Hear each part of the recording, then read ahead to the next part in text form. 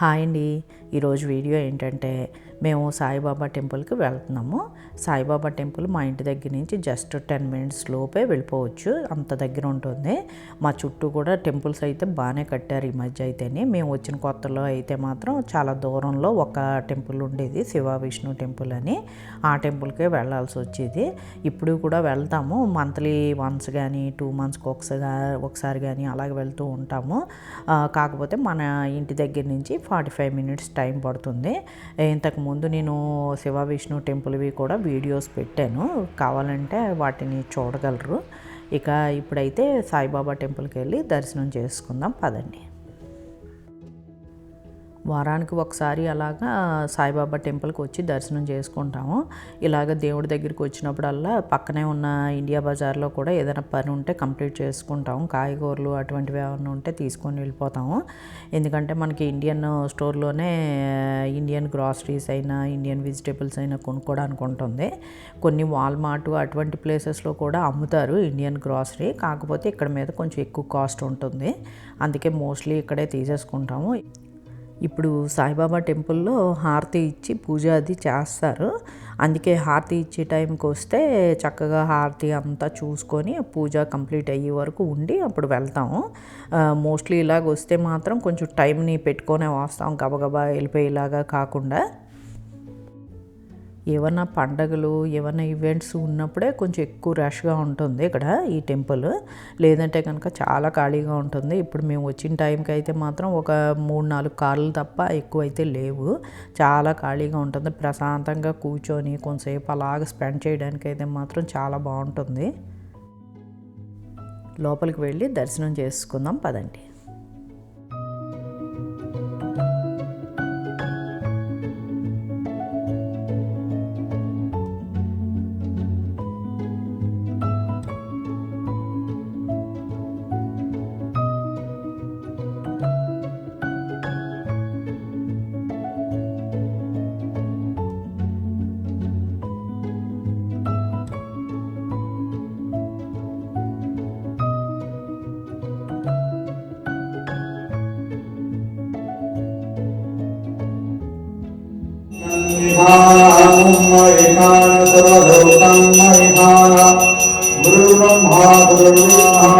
ओम दानाय स्वाहा ओम समानाय स्वाहा ओम ब्रह्मणे नमः।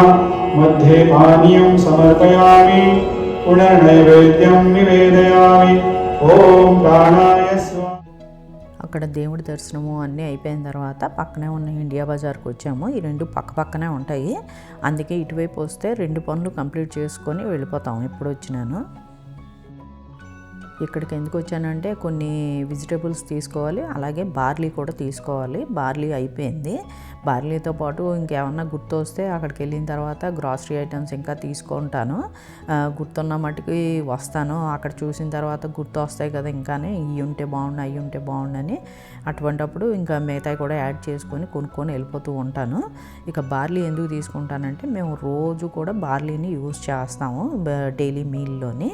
ఎలా అంటే ఎవ్రీడే మేము కొమ్ము శనగలు పెసలు బార్లీ 3 కలిపి నానబెట్టేసుకొని తాలింపు పెట్టుకొని తింటాము. మార్నింగ్ బ్రేక్ఫాస్ట్లో యాక్చువల్గా మేము ఓట్స్ తీసుకుంటాము. ఓట్స్ తీసుకొని ఎర్లీగా లంచ్ ప్రిపేర్ చేసుకొని ఎర్లీ లంచ్ చేసేస్తాము మోస్ట్లీ. అలా కాకుండా కొంచెం లేట్ అవుతుంది లంచ్ అనుకుంటే కనుక మార్నింగ్ బ్రేక్ఫాస్ట్కి మధ్యాహ్నం లంచ్కి మధ్యలోని ఇవి నానబెట్టుకున్నవి తాలింపు పెట్టుకొని ఒక్కొక్క కప్పు తింటూ ఉంటాము. ఎర్లీగా లంచ్ కంప్లీట్ చేసేస్తే మాత్రం వీటిని లంచ్కి డిన్నర్కి మధ్యలో స్నాక్ లాగా తీసుకోవడానికి ట్రై చేస్తాము. అందుకే ఎవ్రీడే బార్లీని అయితే యూస్ చేస్తాను.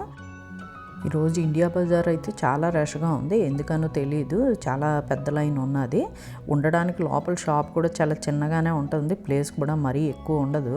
ఆ ఉన్న ప్లేస్లోనే పెద్ద లైను కట్టాము అందరం కలిసి, అందుకు కొంచెం ఎక్కువ టైమే పట్టింది. ఇక అక్కడ పని అయిపోయిన తర్వాత నేను వెగ్మెన్స్కి వచ్చాను. ఇక్కడ వెగ్మెన్స్లో కూడా కొన్ని కాయగూరలు తీసుకోవాలి. ఆల్రెడీ ఇండియా బజార్లో కొన్ని కాయగూరలు కొనుక్కున్నారు కదా, మళ్ళీ ఇక్కడేం కొనుక్కుంటారు కాయగూరలు అని అనుకోకండి. ఇక్కడ కూడా కొన్ని ఉన్నాయి కాయగూరలు కొనుక్కోవడానికి, అవేంటో చెప్తాను. యాక్చువల్గా మేము ఏంటంటే night time rice rotis avoid చేయడానికి అని చెప్పేసి వెజిటేబుల్స్ స్టీమ్ చేసుకొని తింటూ ఉంటాము. ఆ స్టీమ్ చేసుకునే వెజిటేబుల్స్ అన్నీ కూడా వెగ్మెన్స్లో కొనుక్కుంటాము.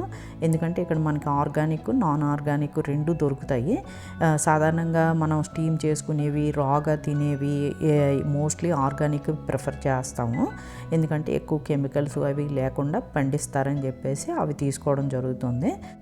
ఇందులో బీన్స్, బ్రోకలీ, మష్రూమ్స్, యాస్పరాగస్ ఈ 4 ఐటమ్స్ మోస్ట్లీ తీసుకుంటూ ఉంటాము. ఈ 4 కూడా కొన్ని తీసుకొని అన్నీ కలిపి స్టీమ్ చేసుకొని దాని మీద సాల్ట్ పెప్పర్ జల్లుకొని తినేస్తాము. ఈ కాయగూరలు ఉడకబెట్టుకొని తినేవి కూడా వారంలో 3 సార్లు కానీ 4 సార్లు కానీ చేస్తూ ఉంటాము. రోజు ఇవే తినాలంటే మాత్రం లైఫ్ మీద విరక్తి వచ్చేస్తుంది. ఎందుకంటే ఇంకా మనకి తిండి మీద కూడా ఆసక్తి ఉండదు తినాలని.